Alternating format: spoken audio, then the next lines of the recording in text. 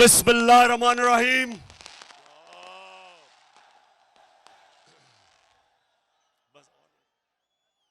इय्याका नअबुदु व इय्याका नस्तईन।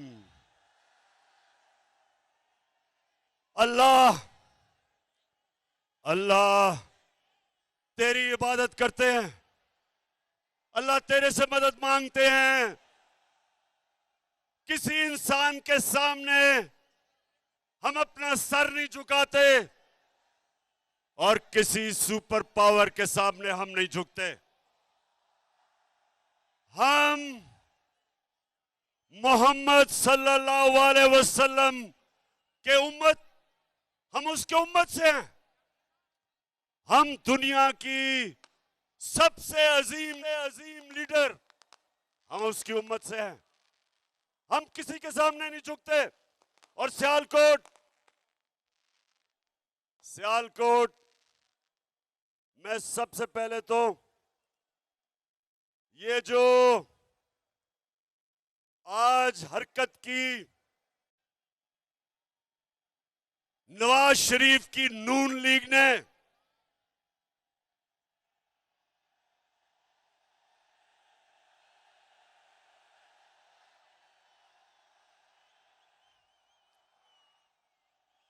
नवाज शरीफ जितने बड़े बुज़दिल तुम हो उतनी तुम्हारी पार्टी है। हमने एक दफा सियालकोट, हमने एक दफा नहीं कोशिश की इनके जलसे रोकने की या इनकी लॉन्ग मार्च रोकने की। हर 3 महीने के बाद ये गवर्नमेंट गिराने आते थे और तुम्हारे साथ एक तो इस मुल्क की बड़ी बीमारी जरदारी भी था और उसके अलावा जो डीजल के परमिट बेचने वाला वो भी था।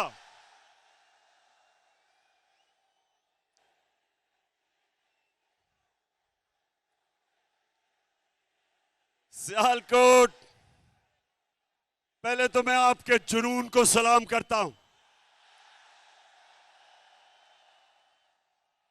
मुझे 1 घंटा लगा यहां पहुंचने के लिए क्योंकि सारे रास्ते बंद हैं।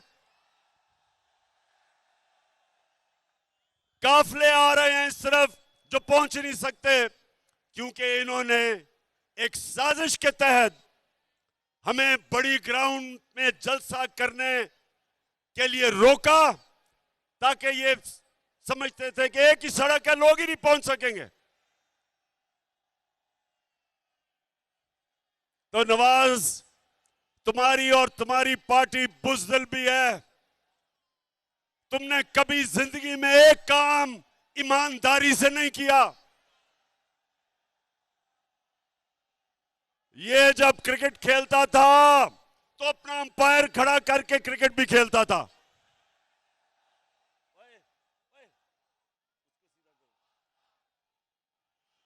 ये वो आदमी है, ना इसने बिजनेस ईमानदारी से की, ना ये इलेक्शन ईमानदारी से लड़ता है, ना इसने आज तक सच बोला। मुशर्रफ के दौर में दुम दुमा के भागा बाहर झूठ बोल के कि कोई मुआहदा नहीं किया और इस बारी कहता जी मैं बहुत बीमार हूं, मरने वाला हूं, खुदा के वास्ते मुझे बाहर भेज दो। और जो इसने एक्टिंग की, बॉलीवुड में इसको रोल मिल सकता है। लगता था पता नहीं वो सीढ़ियां चढ़ के जहाज पे भी पहुंचेगा। और जैसे ही इसने जहाज देखा तो एकदम फुर्ती आ गई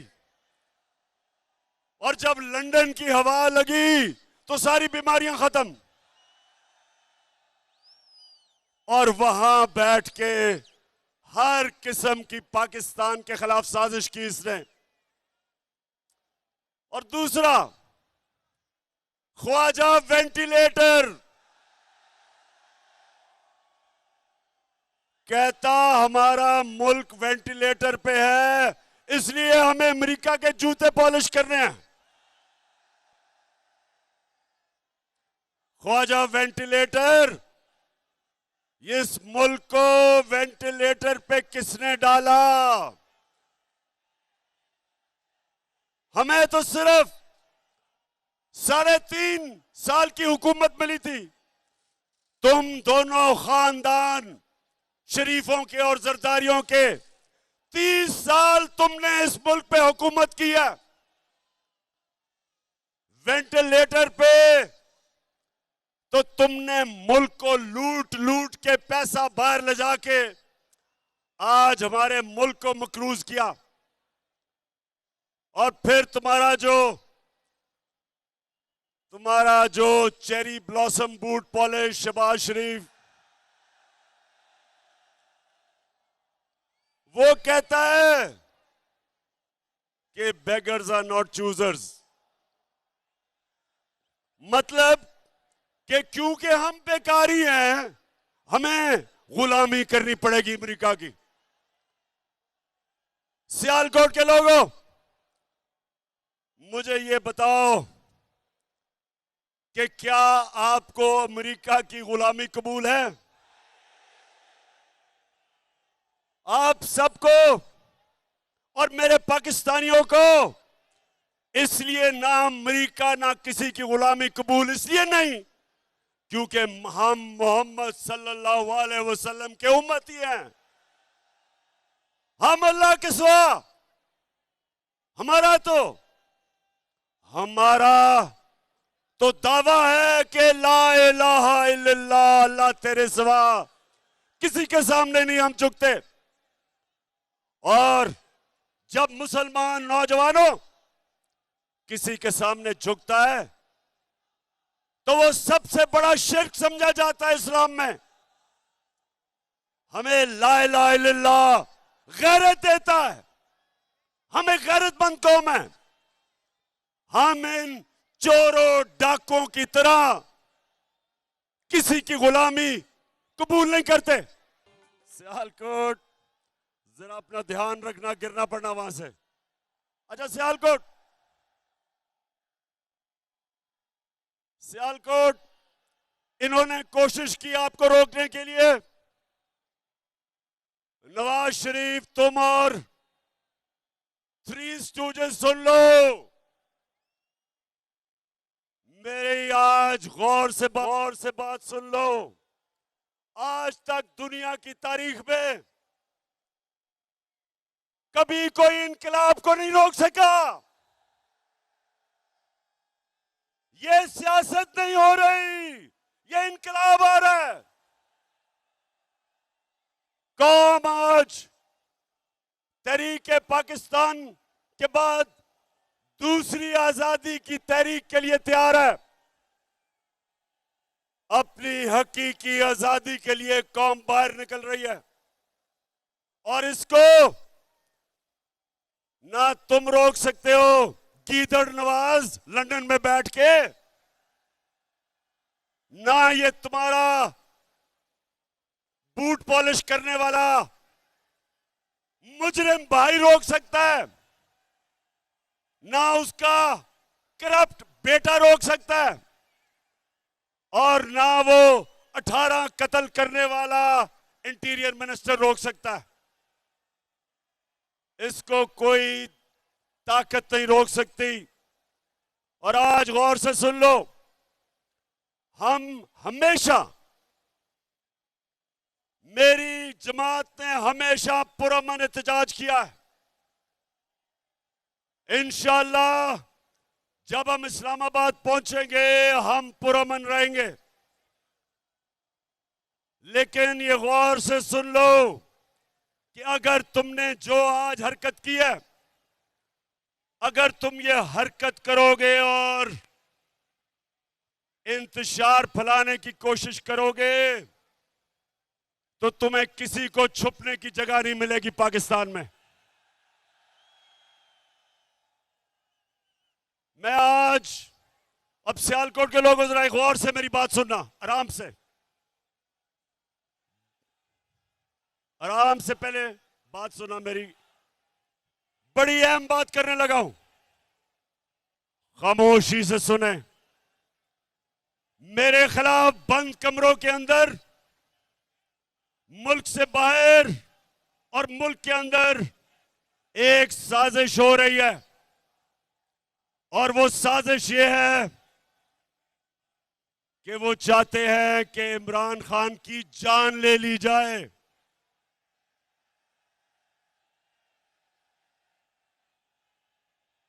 सुन ले जरा, ये साजिश का मुझे पहले पता था, और मुझे चंद दिन पहले मुझे पूरा इल्म हो चुका है। तो पहले जरा गौर से सुने मैं क्या किया है। मैंने, नौजवानों, मैंने एक वीडियो रिकॉर्ड करवाई है। मैंने ये वीडियो रिकॉर्ड करवा के एक महफूज जगह पे रख दी है कि अगर मुझे कुछ होगा, ये वीडियो सारी कौम के सामने आएगी।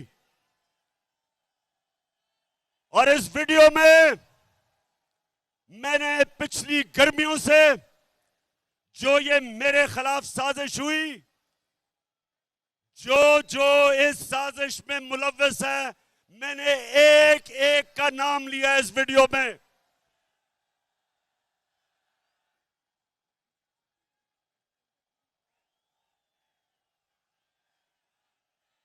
देखिए, फिर से सुन लें और चुप करके सुने, मैं आपके सामने अहम बात कर रहा हूं। मैंने वीडियो रिकॉर्ड करवाई है, साजिश है, और साजिश ये है कि उन्होंने समझा है कि ये इमरान खान हमारे रास्ते में रुकावट है और इसको हटाना चाहिए।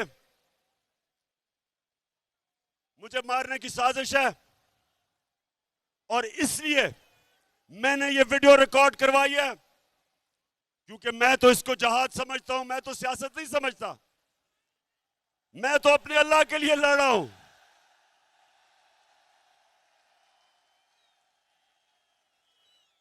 लेकिन मैं ये चाहता हूं कि अगर मुझे कुछ होगा तो मैं अपने सारे पाकिस्तानियों को चाहता हूं कि आपको पता चले कि कौन कौन इस साजिश में मुलव्वस था। बाहर बैठ के कौन इस साजिश का किरदार था, और मेरे मुल्क में बैठ के किस किस ने साजिश की, इनमें सबके मैंने नाम लिए। बस इनमें सारों के मैंने नाम लिए जिन्होंने ये प्लानिंग की, और एक एक का नाम मैंने कहा कि ये मेरे दिल पे लिखा हुआ है कि इन्होंने कैसे पूरी प्लानिंग करके एक बैरूनी मुल्क साजिश, जिसमें ये सारा इस मुल्क का करप्ट टोला उसके साथ मिलके, और कौन कौन मजीद लोग इनके साथ थे, इन्होंने जो मेरी गवर्नमेंट गिराई है और जो आगे ये करने जा रहे हैं। मैं ये इसलिए, मेरे पाकिस्तानियों, मैंने ये इसलिए वीडियो रिकॉर्ड करवाई है कि इस मुल्क की तारीख है कि कभी ताकतवर को कानून के नीचे नहीं लाया जाता, कभी ताकतवर का एहतसाब नहीं होता, हमेशा ताकतवर बच जाता है और किसी और के नाम पे जो भी कत्ल होता लगता है। मैं इसलिए ये वीडियो रिकॉर्ड करवा रहा हूं, करवा के रखी हुई है, महफूज रखी हुई है। मैंने सिर्फ इसलिए रखी है कि मैं ये चाहता हूं कि इस बारी इस मुल्क का इंसाफ का निजाम, इस मुल्क की तारीख है, कभी इन्होंने नहीं किसी को पकड़ा जो ताकतवर मुजरिम हो, सिर्फ कमजोरों को पकड़ा जाता है। इसलिए ये लियाकत अली खान के जमाने से लेके अब तक कोई ताकतवर मुजरिम नहीं पकड़ा गया। इसलिए मैं चाहता हूं कि मेरी कौम के सामने सब की शक्लें आए कि कौन कौन इस मुल्क से गद्दारी कर रहा था, किस किस ने गद्दारी की। और मैं दूसरी बात करता हूं, और मैं फिर अपने इंसाफ के निजाम को आपके सामने रखता हूं कि मैंने 3.5 साल में पूरी कोशिश की कि जो 30 साल से मुल्क को लूट रहे थे इनको सजाएं हो, इनके खिलाफ एक्शन लिया जाए। लेकिन जो जो इस मुल्क के ताकतवर ओहदों पे बैठे थे, जिन्होंने इंसाफ करना था, वो करप्शन को बुरा नहीं समझते थे। वो ताकतवर की करप्शन को वो बुरा नहीं समझते। वो एक्सेप्ट कर बैठे हैं कि इस मुल्क में ताकतवर लोग चोरी करेंगे और कोई पकड़ेगा नहीं। सियालकोट के लोगों, मेरे नबी सल्लल्लाहु अलैहि वसल्लम ने आज से 1500 साल पहले तकरीबन तब ये कहा था कि वो कौमें तबाह हो जाती हैं जिधर छोटा चोर जेल में जाता है और बड़े डाकू को आप नहीं पकड़ते। ये है हमारा तबाही का रास्ता। मैंने जो आपको इस्लामाबाद में बुलाया एक वजह से कि अगर आप नहीं निकलेंगे, अगर ये डाकुओं के खिलाफ जिन्होंने साजिश के तहत आज मुल्क के ऊपर बैठे हुए हैं, अगर आप इनके खिलाफ अब नहीं निकलेंगे मेरे पाकिस्तानियों, ये मुल्क तबाह हो जाएगा। क्योंकि मेरे नबी ने कह दिया था कि जब आप ताकतवर मुजरिमों को, डाकुओं को नहीं पकड़ते और सिर्फ छोटे चोरों को पकड़ते हैं, वो मुल्क बचता नहीं है। हजरत अली रज़ियल्लाहु ताला ने इनके ऐसे मुमालिक के जो ताकतवर डाकुओं को नहीं पकड़ सकते उनके मुतल्लिक कहा कि कुफर का निजाम चल जाएगा, लेकिन जुल्म और नाइंसाफी का निजाम नहीं चल सकता। हमारे सामने तबाही है। अगर हम सब एक कौम बन के नहीं निकले और अगर हमने इनके खिलाफ जहाद ना की, मेरे पाकिस्तानियों, आपके और आपके बच्चों का कोई मुस्तकबिल नहीं है। जो दुनिया में अमीर तरीन मुल्क है, उधर सबसे बड़ी चीज क्या है कि ताकतवर कानून के नीचे है, जिसको रूल ऑफ लॉ कहते हैं, कानून की हुक्मरानी जिसको कहते हैं। जो नबी सल्लल्लाहु अलैहि वसल्लम ने मदीना की रियासत में सबसे पहले उन्होंने कहा कि मेरी बेटी भी जुर्म करेगी तो उसको सजा मिलेगी। जब तक एक माशरा खुशहाल नहीं हो सकता, जब तक आप ताकतवर डाकू को नहीं पकड़ते। ये है हमारी जिहाद। और सियालकोट के लोगों, आपने, जब मैं 20 के बाद कॉल दूंगा, आपने सब इस्लामाबाद पहुंचना है। आपने ना फिक्र करनी है कि गर्मी है। जब पाकिस्तान आजाद हुआ था तो यहां सियालकोट अपने जरा बड़ों से पूछो कि क्या मुहाजिर जो बाहर से हिंदुस्तान से आए थे उनकी कभी कहानियां सुनी है? बड़ों से सुने। मैं जब लाहौर में बड़ा हो रहा था, जो भी वहां से आए थे, पंजाब से, ईस्ट पंजाब से, जो कत्लेआम हुई थी मुसलमानों की, औरतों की, बच्चों की, लाखों लोग कुर्बान हुए थे इस मुल्क बनाने के लिए।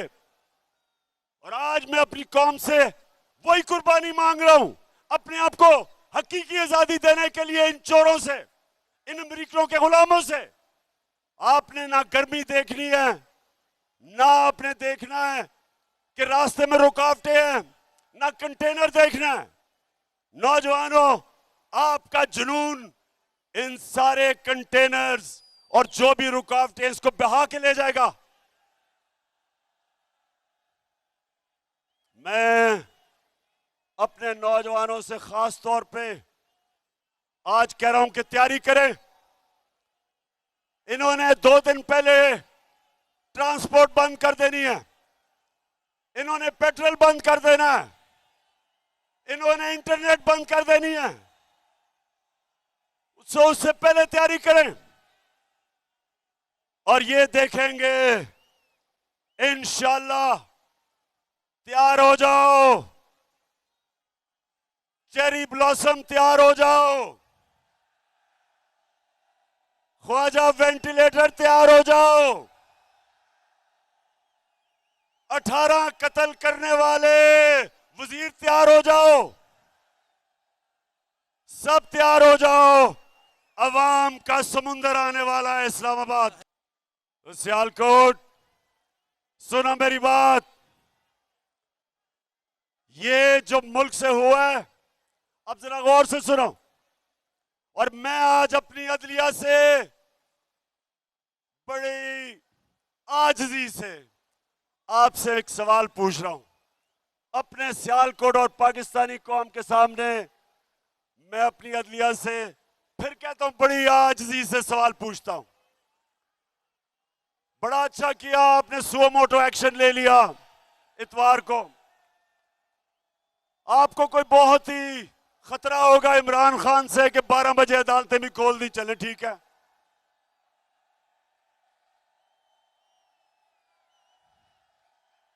बहुत खतरनाक हूं मैं, बहुत ही बड़ा, मैं कोई मुल्क से गद्दारी करने जा रहा था कि रात के 12 बजे अदालतें खोल दी।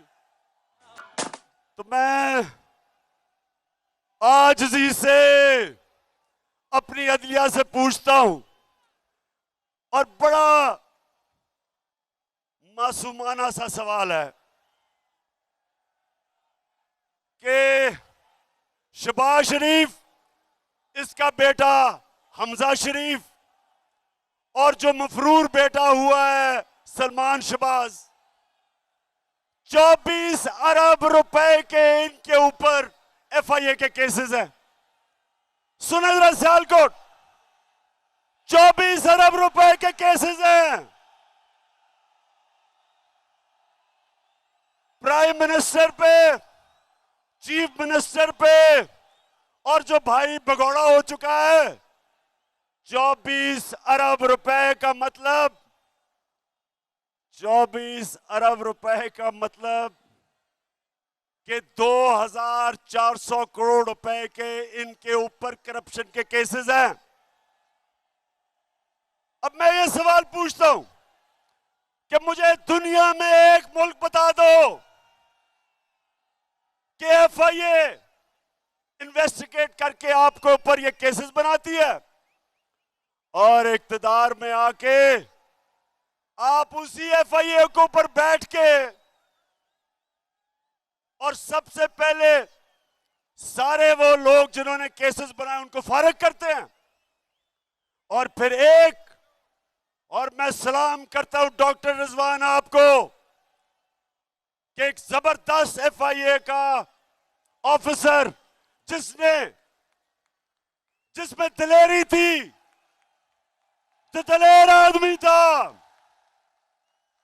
जिसने शरीफ माफिया के खिलाफ कार्रवाई करके मकसूद चपड़ासी के बैंक अकाउंट में और नौकरों के बैंक अकाउंट में 16 अरब रुपए पकड़े। और फिर क्या हुआ, डॉक्टर रिजवान के ऊपर दबाव डाला गया, हमजा शरीफ ने उसको धमकियां दी और वो डॉक्टर रिजवान शदीद दबाव में था और उसको हार्ट अटैक हुआ, मर गया।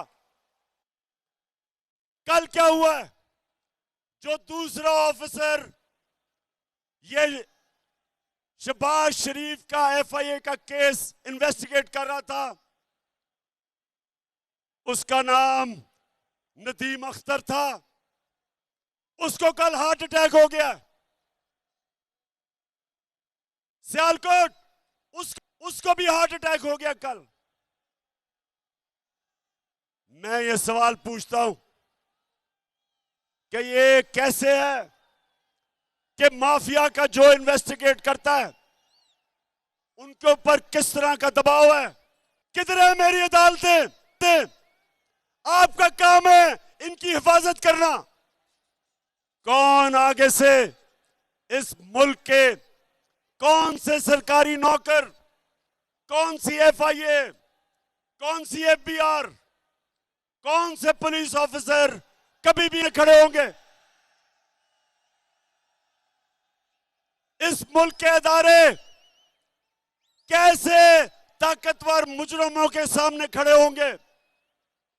पहले ही डरते थे, और अब जब फिर साजिश के तहत इन मुजरिमों को ऊपर मुलव्वस कर दिया, तो अब मुझे सवाल पूछता हूं अपनी अदलिया से, कौन इस मुल्क के इदारों की हिफाजत करेगा?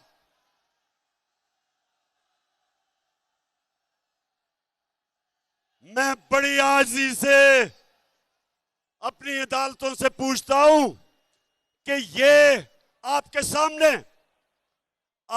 सामने हमारी मुल्क की तबाही हो रही है। जब इदारे खत्म होते हैं, मुल्क तबाह हो जाता है। और मैं फिर ये अगला सवाल पूछता हूं कि ये जो हमारे जेलों में छोटे चोर भरे हुए हैं, उनका क्या ये कसूर है कि वो छोटे चोर हैं? क्या सबक ये मिल रहा है कि मुल्क में डाका मारो तो बड़ा डाका मारो, नहीं तो जेल में चले जाओगे? मैं आज, अगर आपने इनको नहीं पकड़ना, तो मैं आज फिर से कहता हूं कि पाकिस्तान के जेल खोल दें, ये गरीबों को बाहर निकालें, जो बेरोजगारी में चोरी करते हैं, घर में बच्चे भूखे हैं, उनको बाहर निकाल दें। इन सारों की, इन गरीब चोरों की मिला के भी जो चोरी है, वो एक मकसूद चपरासी के जो 4 अरब आए थे बैंक में, उससे कम है। ये जुल्म का निजाम है। इसके मुतालिक हजरत अली ने कहा था, फिर से मैं बताता हूं कि कुफर का निजाम चल जाएगा, लेकिन नाइंसाफी और जुल्म का निजाम नहीं चल सकता। मैं आखिर में सिर्फ 2 बातें करना चाहता हूं।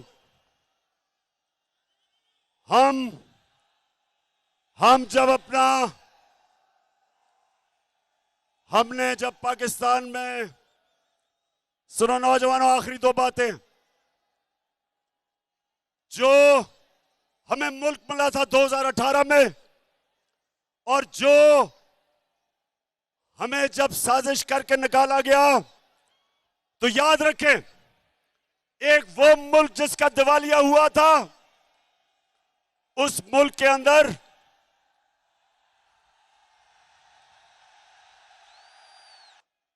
उसको पाकिस्तान का झंडा पकड़ा दो, पाकिस्तान का। अच्छा, सियालकोट, अब सुने, जब हमारी हुकूमत गिराई गई, तो अब अदाद और शुमार आए हैं।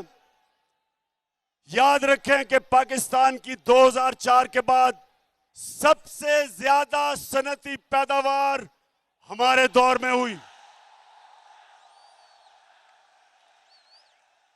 शाबाश, शाबाश।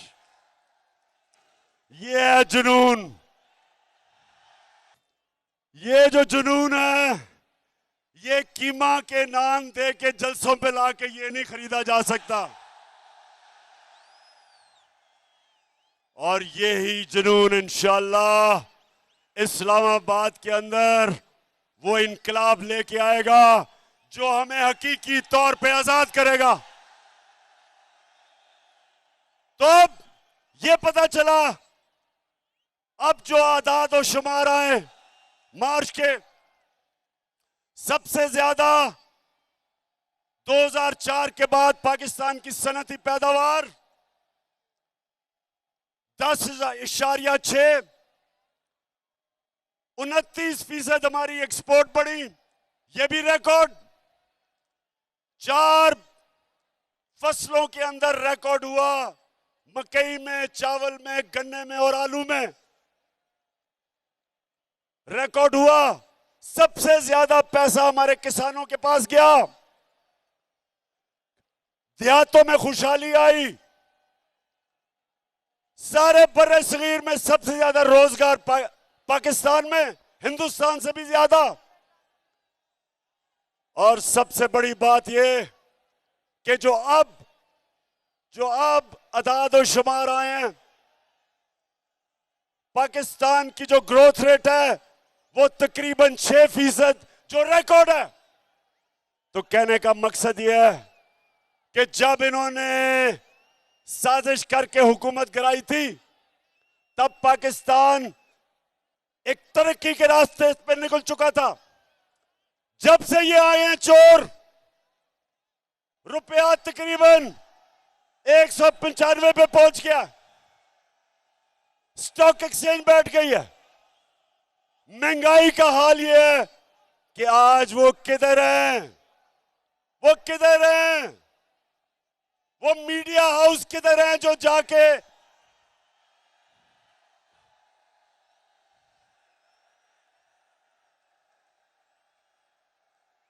अब्बास, जो भी हो गिरना पड़ना खुदा का वास्ता है। बस बस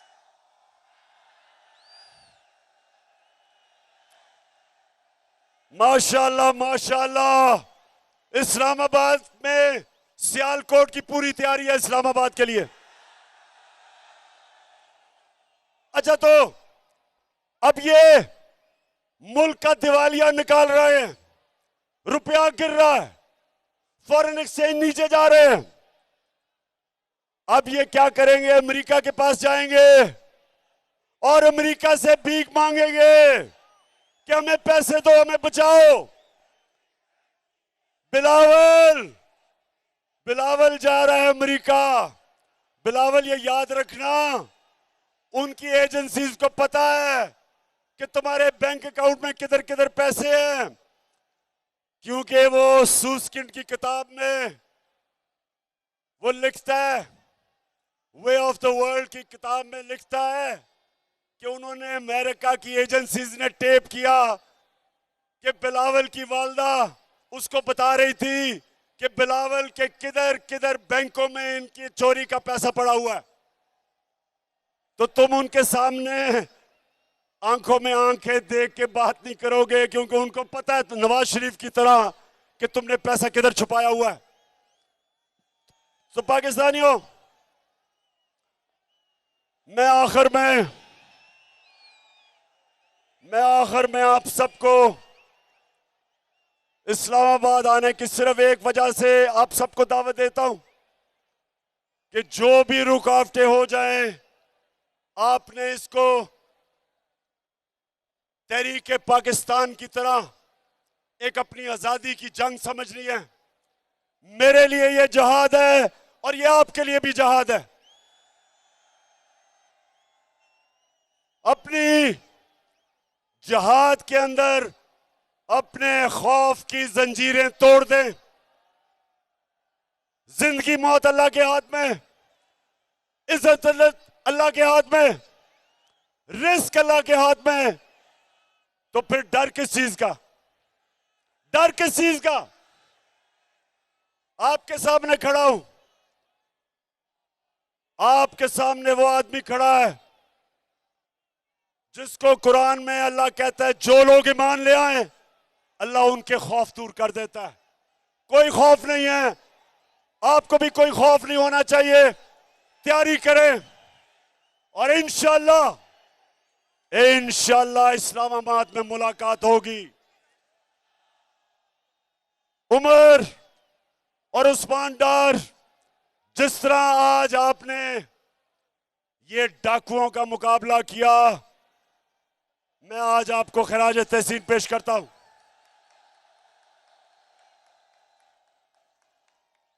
तुम्हारी माशाअल्लाह अच्छी ट्रेनिंग की हुई है। धरने में मैंने आपकी ट्रेनिंग करवाई है। हम ट्रेंड हैं, हम तैयार हैं और इंशाअल्लाह उस्मान डार, आप जब नौजवानों को लेके इस्लामाबाद निकलेंगे तो याद रखें कि किसी किस्म की रुकावट से नहीं घबराना, क्योंकि आपका कप्तान किसी चीज से नहीं घबराता।